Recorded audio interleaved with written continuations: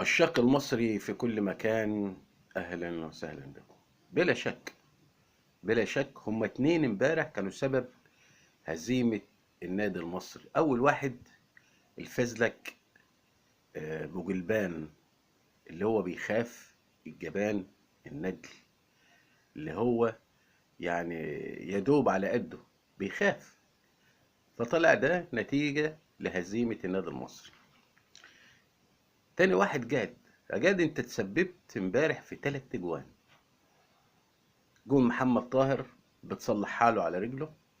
الجون التاني صيدت لاعب النادي الاهلي وسام.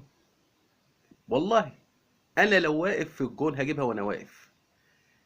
حضرتك رحت مايل ناحية الشمال وعملت لها استعراض، وكرة بسيطة جدا ولا قوية ولا حاجة. بقول لك انا لو واقف هجيبها، مش محتاج حتى طير عليها.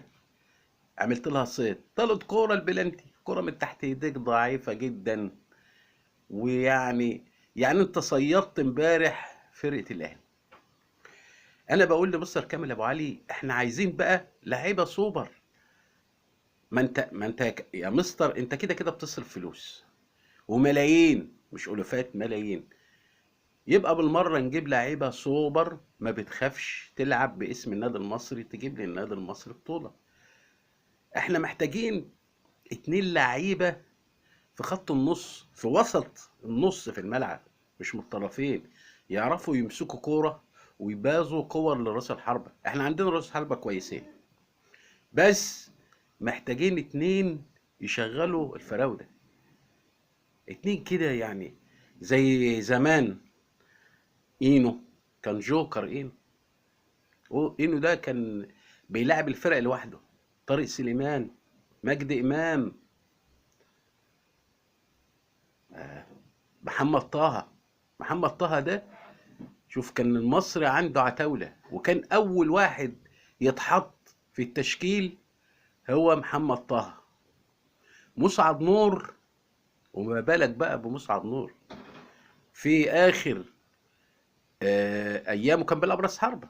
ده مرة مسعد نور جاب جون بكعبه في الأهلي. محمود معروف تاني يوم قال لك جونك تاه في الزحام، لو كان جابه صاحبك كانوا نشروه في كتاب. جون عالمي. هو كان يقصد الخطيب، لان مسعد نور في وقتها ما كانش اخد حقه، كان لعيب كبير عالمي حريف.